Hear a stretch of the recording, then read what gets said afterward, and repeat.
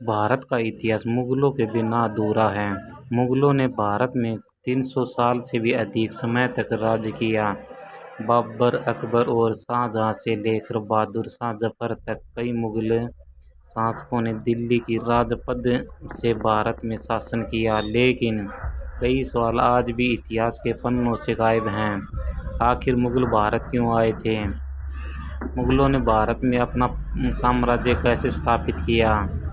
राजपूतों और मराठा के रहते कैसे विदेशी ताकतों ने भारत में इतने लंबे समय तक राज किया? आखिर क्या है मुगलों के इतिहास की असली कहानी? आइए इस बारे में थोड़ा डिटेल से समझते हैं। दोस्तों, अगर बाबर हिंदुस्तान ना आता तो भारत में मुगल साम्राज्य की स्थापना नहीं होती। भारत में कभी लाल किला, ताजमहल जैसी भव्य इमारतें ना देखने को मिलती। बाबर का असली नाम जहीरुल मोहम्मद था। उसका जन्म 14 फरवरी 1483 को फरजाना में हुआ था। फरजाना आज के समय में उज्बेकिस्तान में अंतर्गत आता है।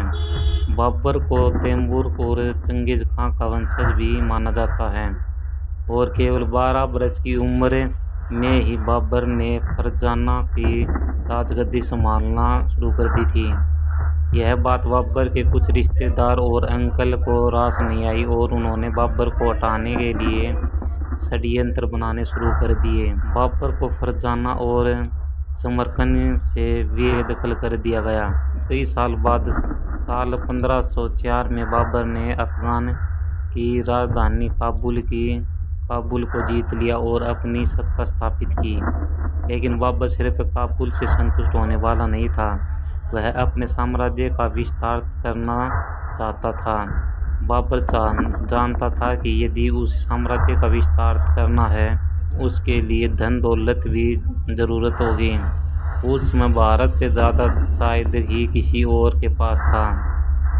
दुनिया भर में उस समय भारत को दुनिया में सोने की चिड़िया कहा जाता था। 1525 ईस्वी में बाबर ने भारत में एंट्री करने की योजना पर काम शुरू कर दिया।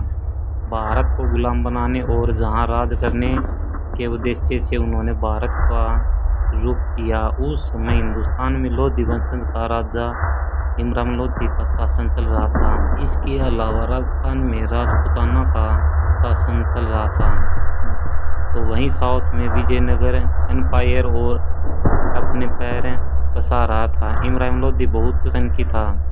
उसे कुर्सी से हटाने के लिए उसके चाचा अलाउद्दीन लोधी और पंजाब के गवर्नर दौलत खान ने एक प्लान बनाया और काबुल से बाबर को भारत आने का निमंत्रण भेजा। बाबर को तो जैसे ही इस मौके का इंतजार था और तुरंत ही अपनी सेना के साथ उसने भारत की ओर रुख कर दिया। 15 सितंबर 1525 को उसने सिंधु नदी पार की। बाबर के पास सिर्फ 12,000 की सैनिकों की टुकड़ी थी। सिंधु नदी को पार करते ही बाबर ने पंजाब प्रांत को जीतना शुरू कर दिया। बाबर के पास दमदार आर्मी के साथ ही तोपखाने और बारूद यानी कि गन पाउडर भी था। बैटल ऑफ पानीपत भारत की धरती पर लड़ा गया। इसमें गन पाउडर का इस्तेमाल किया गया था। बाबर एक कुशल आर्मी कमांडर भी था। उसे युद्ध का बहुत अच्छा खासा तजुर्बा था, साथ ही उसकी स्ट्रेटजी भी कमाल की थी। वहीं दूसरी ओर इमरान लोधी के पास 1 लाख सैनिकों की विशाल आर्मी थी, जिसमें पैदल सैनिक, हाथी, घोड़े, बैलगाड़ियाँ सब कुछ भी। इतनी बड़ी सेना को देखकर भी बाबर का हिम्मत डगमगा नहीं। वह काफी बहादुर योद्धा माना जाता था। काबुल सहित पूरे अफगानिस्तान और उज्बेकिस्तान में आज भी बाबर का एक महान योद्धा के रूप में जाना जाता है। कई जगह उसके पुतले भी लगे हैं। वहाँ के लोगों को बताया जाता है कि बहुत कम सेना के साथ बाबर ने भारत पर फतह हासिल की थी। पानीपत दिल्ली से करीब 60 किलोमीटर की दूरी तय पर स्थित है और वर्तमान समय में हरियाणा का एक जिला है। बाबर ने इमरान लोधी को युद्ध के लिए ललकारना शुरू किया। अपनी रणनीति वह पहले ही बना चुका था। उसने दुश्मन के इलाके में एक पाइपदुआ जिससे लोधी की सेना ज़्यादा फैलाव ना कर पाए और बाबर की सेना को आसान टारगेट मिल सके। बाबर की सेना के कुछ लोगों ने कहा कि हमें वापस लौट जाना चाहिए, लेकिन बाबर ने वापस जाने से साफ इनकार कर दिया। उसने कहा कि हम इतनी दूर आए हैं तो अब दिल्ली जीते बिना वापस नहीं लौटेंगे। बाबर अपनी सेना की प्लानिंग भी बहुत अच्छी तरीके से करता था। सबसे आगे एनकाउंटर खड़े होते थे जो दुश्मन सेना की खबर बाबर तक पहुंचाते थे। उसके पीछे बैलगाड़ियां लाइन खड़ी कर देता था। तभी बैलगाड़ी को चमड़े की बेल्ट से बांध दिया जाता था और उसमें थोड़ा थोड़ा गैप छोड़ दिया जाता था। उन गैप्स में सैनिक तीर कमान लेकर खड़े होते थे और बीच में थोड़ी थोड़ी दूरी पर ही तो खाने भी तैनात कर दिए जाते थे। सैनिकों के पास जो तीर कमान होते थे वो भी कोई साधारण नहीं थे। उनकी डोरी खींचने में भी काफ़ी ताकत लगती थी। एक तीर 600 मीटर की दूरी तय की जा सकता था, जो करीबन 7 फुटबॉल के स्टेडियम के बराबर है।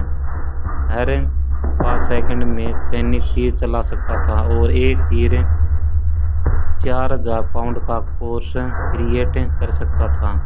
बाबर के पास एक वेल ऑर्गेनाइज्ड आर्मी थी।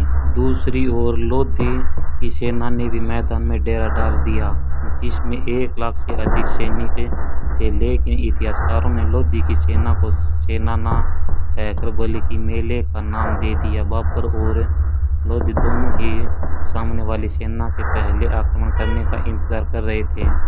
बाबर जानता था कि उसने पहले अटैक किया तो उसके जीतने की संभावना कम हो जाएगी। 19 अप्रैल 1526 की रात को वह अपनी सेना की एक छोटी सी टुकड़ी को लोधी के कैंप में भेजता है। जैसे कुछ सैनिक लोधी के कैंप के पास पहुंचे, लोधी की सेना ने उस पर हमला कर दिया। बाबर के सैनिक वापस लौट आए और कुछ सैनिकों की मौत भी हो गई। इससे लोधी वंश उस हो गया और सोचने लगा कि बाबर की सेना को हराना काफ़ी आसान है। लेकिन असल में बाबर ने तो मछली पकड़ने के लिए सिर्फ दाना फेंका था। 21 अप्रैल 1526 को सुबह लोधी की सेना ने बाबर की सेना पर अटैक कर दिया। लोधी की सेना बाबर के सैनिकों द्वारा बनाए गए रेंज में गिर गई। वहां से बाहर निकलने में उन्हें जितना समय लगा, इतनी देर में बाबर ने तोप चलाने का आदेश दे दिया। लोधी ने सेना में सबसे आगे 300 हाथी तैनात किए। उसे लग रहा था कि हाथी जल्द ही सामने वाली सेना को पछाड़ देंगे, लेकिन होता इसके बिल्कुल विपरीत है। तोपखानों की आवाज़ से हाथियों ने अपनी संतुलन खो दिया और अपनी ही सेना को नुकसान पहुंचाना शुरू कर दिया। उतनी ही सेना के कई सैनिकों को हाथियों ने कुचलकर मार दिया। साथ ही तोपखानों से भी उनकी सेना को नुकसान पहुंच रहा था। थोड़ी ही देर में बाबर की पूरी सेना लोधी पर हावी हो जाती है। नजर आई कई घंटों तक युद्ध जारी रहा। शाम होते ही लोधी मारा गया और उसका कटा हुआ सिर बाबर के सामने पेश कर दिया गया। इस युद्ध के बाद बाबर को अच्छी खासी धन दौलत मिली। इतिहासकारों का कहना है कि बाबर ने जीता हुआ सारा धन जनता में बंटवा दिया था और उसके बाद जनता ने खुश होकर कलंदर नाम की उपाधि उसे दे दी। सन 1526 में 43 साल की उम्र में बाबर ने दिल्ली में मुगल सल्तनत की स्थापना की। लोधी को हराने के बाद राजपूतों ने उसका विरोध किया। पानीपत के युद्ध के बाद बाबर ने 3 बड़ी लड़ाइयाँ लड़ी, battle of Khanwa, battle of Chanderi और बैटल ऑफ खागरा। उसने इन सभी लड़ाइयों में जीत हासिल की, लेकिन 26 सितंबर 1530 में उसकी मृत्यु हो गई। लेकिन मृत्यु के बाद बाबर को पहले तो आगरा में दफनाया गया, लेकिन उसकी अंतिम इच्छा के मुताबिक बाद में उसे काबुल में दफना दिया गया, जहां बाग-ए-बाबर के नाम से उसका मकबरा आज भी बना हुआ है। बाबर के बाद हुमायूं को दिल्ली का बादशाह बनाया गया। हुमायूं के 3 और भाई भी थे और उन्हें भी अलग अलग राज्य सौंप दिए गए थे। हुमायूं काफ़ी शांत स्वभाव का बादशाह माना जाता था और कोई भी फैसला हमेशा सोच विचार करने के बाद ही लिया करता था। लेकिन वही हुमायूं के भाइयों का दिमाग हर वक्त षड्यंत्र में लगा रहता था। तीनों भाई मिलकर यह योजना बनाते थे कि कैसे हुमायूं से दिल्ली का तख्त हासिल किया जाए, और कई बार भाइयों के बीच में जंग भी हुई। हुमायूं पर कई बार जानलेवा हमले भी हुए। सन 1539 में चौसा में हुमायूं की भीषण लड़ाई हुई और 1540 में बिलग्राम में भी हुमायूं को युद्ध करना पड़ा।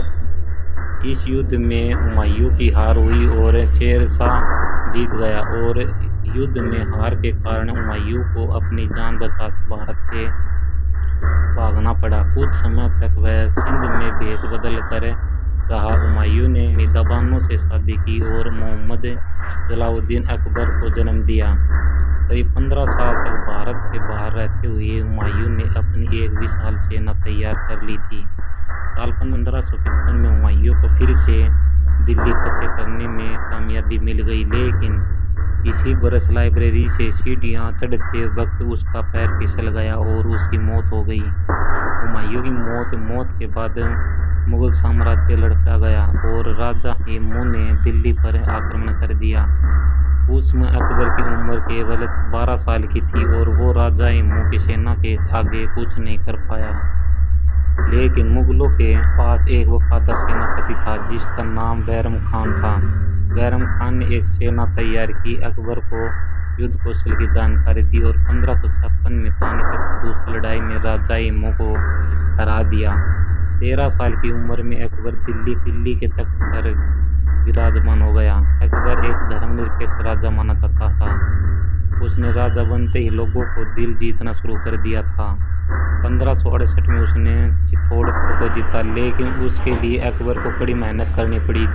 दिल्ली के बाद अकबर किसी भी तरह से राजस्थान को जीतना चाहता था, क्योंकि राजस्थान के राजपूत काफ़ी बहादुर माने जाते थे और अकबर जानता था कि यदि राजस्थान को जीत लिया तो पूरे हिंदुस्तान को जीतना फिर ज़्यादा मुश्किल नहीं होगा। राजस्थान के कारीगरों को हथियार बनाने में महारत हासिल थी। वहीं अकबर की सेना बदम स्टील के बने हथियार इस्तेमाल किया करती थी, जो खास तौर पर जंग में दुश्मन का सीना छलनी करने के लिए ही बनाए जाते थे। अकबर अपने हाथियों को बिजीरा बख्तर नाम के लोहे का कवच पहनाया करता था। उसे हाथियों का बहुत शौक था।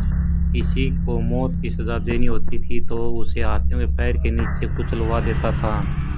चित्तौड़ राजस्थान का सबसे मजबूत साम्राज्य था। चित्तौड़ का किला एक भेद किला माना जाता था। वहां तक पहुंचने के लिए अकबर ने एक प्लान बनाया। उसने एक सुरंग खोदी जिसके जरिए उसने सैनिक किले तक पहुंच गए। चित्तौड़ का किला एक पहाड़ी पर था। वहां तक सीधे नहीं पहुंचा जा सकता था। दूर से ही चित्तौड़ के सैनिक दुश्मन को देख लेते थे और ऊपर से तीर की बौछार कर देते थे। लेकिन अकबर के सिर पर जीत का भूत सवार था और लगातार प्रयासों के बाद 25 फरवरी 1528 के दिन उसने चित्तौड़ का दुर्ग जीत लिया। इस जीत के बाद उसका साम्राज्य 25 लाख वर्ग किलोमीटर एरिया में फैल गया। उसकी सेना ने मैच लोक बंदूकों का इस्तेमाल करना भी शुरू कर दिया, जो दूर से ही दुश्मन की से में आतंक मचाने के लिए जाना जाता था। अकबर की कई बंदूकें आज भी म्यूजियम की शान बढ़ा रही हैं। अकबर को आर्किटेक्चर का भी काफ़ी शौक था। उसने दिल्ली से 250 किलोमीटर दूर और आगरा से करीब 40 किलोमीटर दूर फतेहपुर सीकरी नाम का एक शहर बनवाया। इस शहर में कई बाग और महल उसने बनवाए। वह अपनी राजधानी यहाँ पर शिफ्ट करना चाहता था। फतेहपुर में पानी की कमी ना हो इसके लिए डैम बनवाए और किले तक पानी पहुँचाने के लिए इंजीनियर्स की मदद से मशीनों का निर्माण कराया। वो मशीन उस समय इंजीनियरिंग का बेजोड़ नमूना थी। कहा जाता है कि अकबर ने खुद शहर का नक्शा तैयार किया था और शहर बनाने में उसने खुद भी मजदूरों के साथ कुछ दिन काम किया था। 16 साल फतेहपुर सीकरी को बसने में लगे, लेकिन यह शहर बहुत जल्द वीरान हो गया। दोस्तों, अकबर एक अनपढ़ मुगल बादशाह था। उसने हिंदुओं पर लगने वाले जजिया कर समाप्त कर दिए थे। साल 1605 में अकबर की पॉइजनिंग के कारण उसकी मौत हो जाती है। अकबर के बाद सलीम के हाथ में दिल्ली की कमान आई। सलीम असल में एक अयाज किस्म का व्यक्ति था। सलीम को अपना नाम भी पसंद नहीं था। उसने अपना नाम बदल कर जहांगीर रख लिया। जहांगीर को अन्याय लोगों से सख्त नफरत थी। गुनहगारों को वह सख्त से सख्त और क्रूर से क्रूर सजा दिया करता था। जहांगीर ने अपने जीवन काल में कुल 20 शादियाँ की थी। मानबाई सबसे मशहूर रानी हुई, लेकिन जहांगीर सबसे ज़्यादा प्रेम नूरजहां से किया करते थे। जहांगीर के शासनकाल में ही अंग्रेज ने भारत में आकर ईस्ट इंडिया कंपनी की स्थापना की और व्यापार की इजाज़त मांगी थी। 20 बीवियों से जहांगीर की कई संतानें हुई, लेकिन उसका केवल एक ही पुत्र जीवित रहा, जिसका नाम खुर्रम खान उर्फ शाहजहां रखा गया। सन 1627 में जहांगीर की मौत के बाद शाहजहां दिल्ली का बादशाह बना। शाहजहां के शासनकाल में दिल्ली सहित पूरे हिंदुस्तान ने तेजी से तरक्की की। दुनिया का 1/4 सामान का प्रोडक्शन केवल भारत में ही हो रहा था। आर्थिक तौर पर दिल्ली मजबूत होता गया। आर्ट और आर्किटेक्चर को भी उस दौर में काफ़ी बढ़ावा मिला। मोती मस्जिद, विश्व प्रसिद्ध ताजमहल, दिल्ली का लाल किला, दीवान आम और दीवान खास जैसे कई नायाब नमूनों का निर्माण शाहजहां ने ही करवाया था। शाहजहां ने अपने लिए एक मयूर सिंहासन भी बनवाया था, जिसमें कई बेशकीमती हीरे जड़े हुए थे। लेकिन 1639 में ईरान के राजा नादिर शाह ने युद्ध में शाहजहां को परास्त कर दिया था और उसके बाद नादिर शाह अपने साथ मयूर सिंहासन वापस ले गया। शाहजहां जब बूढ़ा होने लगा तो उसने अपना राजपाट बेटों को सौंपने का फैसला किया। शाहजहां ने अपने बड़े बेटे दारा शिकोह को दिल्ली की राजगद्दी सौंपी। दारा शिकोह सभी धर्मों का आदर किया करता था और एक न्यायप्रिय राजा था, लेकिन दारा शिकोह के राजा बनते ही शाहजहां के तीसरे बेटे औरंगजेब को हजम नहीं हुई। औरंगजेब ने सन 1658 में अपने भाई के खिलाफ युद्ध छेड़ दिया और दिल्ली का बादशाह बन गया। बादशाह बनते ही औरंगजेब ने अपने पिता को आगरा के किले में बंद करवा दिया और अपने भाई को मौत के घाट उतार दिया। औरंगजेब इतना क्रूर था कि इसका अंदाजा आप इस बात से लगा सकते हैं कि भाई के मौत के बाद उसका गला धड़ से अलग करके औरंगजेब अपने पिता के पास ले गया था। औरंगजेब के बादशाह बनते ही हिंदुओं पर अत्याचार करने उसने शुरू कर दिए। जगह जगह मंदिर तुड़वा कर मस्जिदों का निर्माण कराया। कई हिंदुओं का जबरन धर्म परिवर्तन किया गया। उसके शासनकाल में ही हर जगह कत्लेआम हो रहा था। यह बातें मराठा, मारवाड़ा, राजपूत सहित कई हिंदू राजाओं को पसंद नहीं आई और औरंगजेब के खिलाफ युद्ध का शंखनाद कर दिया। औरंगजेब युद्ध में घायल हुआ और 3 महीने तक वह बिस्तर पर ही रहा और सन 1707 में बिस्तर पर ही उसने दम तोड़ दिया। औरंगजेब की मौत के बाद मुगल साम्राज्य धीरे धीरे अंधेरे की ओर बढ़ने लगा। इसके बाद दिल्ली में कई मुगल बादशाह बने, लेकिन किसी में भी वह बात नहीं थी जो अभी तक के सभी मुगलों में थी। सन 1707 से लेकर 1712 तक बहादुर शाह प्रथम ने राज किया। उसके बाद जहांगीर शाह और फारुखसियार, मोहम्मद शाह, रंगीला, आलमगीर, शाहजहां, तरती, अकबर द्वितीय सहित कई राजा हुए। किसी ने भी बहुत अधिक समय तक राज नहीं किया और बहुत कम समय ही दिल्ली का बादशाह बदलते रहे। वहीं दूसरी ओर अंग्रेज लगातार मजबूत हो रहे थे और कई राज्यों में मुगलों के शासन का अंत हो चुका था। मुगलों के अंतिम शासक बहादुर शाह जफर द्वितीय हुए, जिनकी मौत सन 1822 में म्यांमार में हुई थी। लेकिन बहादुर शाह जफर की मौत से पहले ही मुगल साम्राज्य का अंत हो गया। सन 1857 मुगल साम्राज्य का दिल्ली में अंतिम समय माना जाता है।